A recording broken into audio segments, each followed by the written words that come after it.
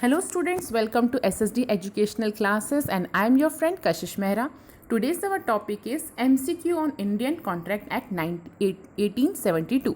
तो आज जो हम पढ़ने वाले हैं वो है MCQ जो कि बेस्ड है इंडियन कॉन्ट्रैक्ट एक्ट 1872 पर। और इससे भी पहले मैंने आपको कुछ वीडियोस बनाकर बताए हैं जहाँ पे पूरे एसेंशियल एलिमेंट्स ऑफ कॉन्ट्रैक्ट के बारे में बताया हुआ है, लेकिन आज हम पढ़ने वाले MCQs। तो देखते हैं पहला MCQ क्या बताता है। The contract act come into force. Contract act कब आया था? ऑप्शन है 1972, 1872, 1890 और 1997। The right answer is 1872। An agreement consist of reciprocal promises between of least dash. At least कितने पार्टीज के बीच में एग्रीमेंट होना चाहिए? 4 पार्टीज, 3 पार्टीज, 2 पार्टीज और 6 पार्टीज। तो अगर एग्रीमेंट करना है तो कि कम से कम हमारे पास 2 पार्टीज का होना ज़रूरी है। Agreement is defined in the section dash of the Indian Contract Act 1872.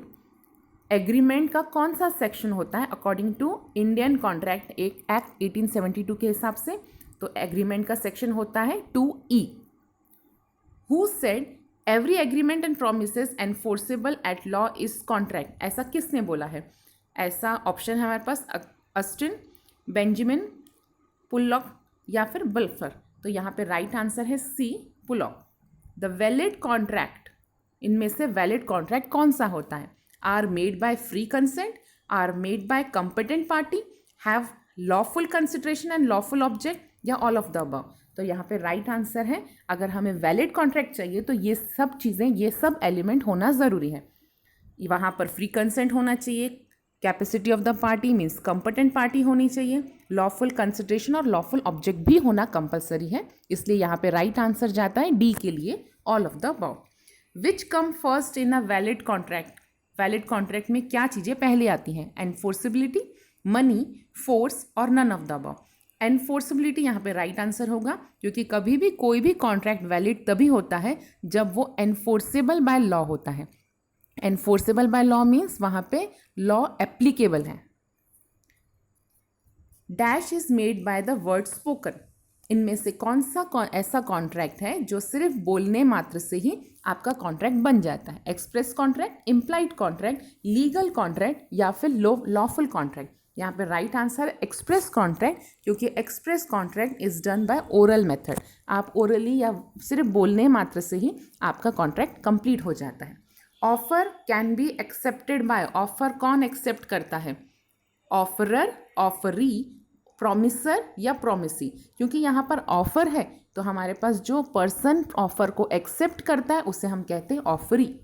The term offer has been defined in. Offer का सेक्शन कौन सा है? 2A, 2B, 2C और 2D।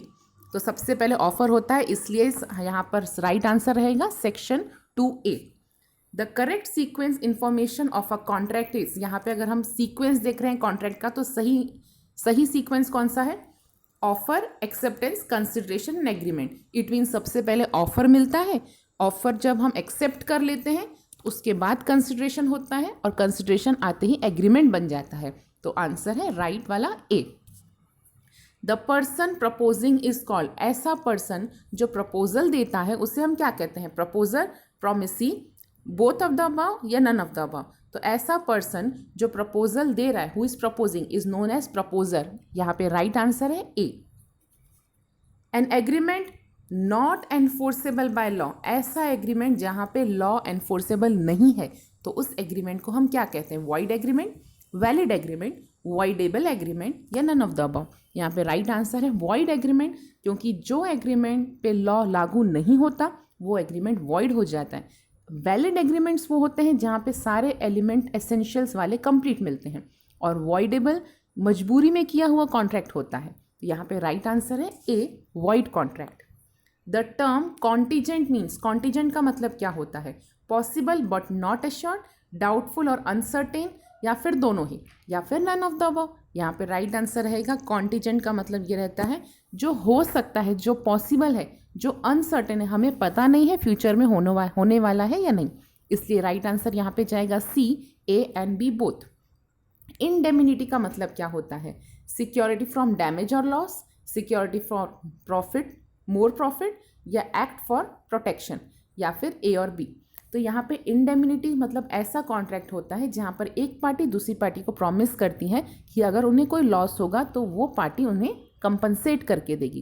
तो यहाँ पे ए और बी दोनों ही जाएगा, क्योंकि ए बोलता है डैमेज और लॉसेस के लिए सिक्योरिटी देना, वहीं पे बी का मतलब है सिक्योरिटी फॉर मोर प्रॉफिट। हम सिक्योर वहाँ पे एक पार्टी प्रॉफिट और होगा या सिक्योरिटी दे रही है कि अगर लॉस हुआ तो हम आपको कंपनसेट करके देंगे।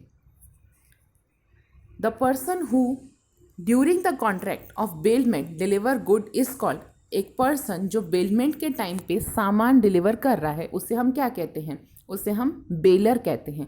यहाँ पर जब एक पर्सन दूसरी पार्टी को अपना सामान कुछ समय के लिए रखने के लिए देता है, ऐसे कॉन्ट्रैक्ट को हम बोलते हैं बेलमेंट। जो पर्सन सामान दे रहा है रखने के लिए उसे हम बोलते हैं बेलर, और जो पर्सन उसे रखता है उसे हम बोलते हैं bailee. The term pledge means, pledge का मतलब क्या होता है, a thing which is given as a security. जब कोई चीज़ मॉर्गेज रखी जाती है, जब कोई चीज़ गिरवी रखी जाती है तो उस समय हम प्लेज लेते। इट मीन्स वो सामान को गिरवी रखना प्लेज कहलाता है। It means a thing which is given as security is known as pledge.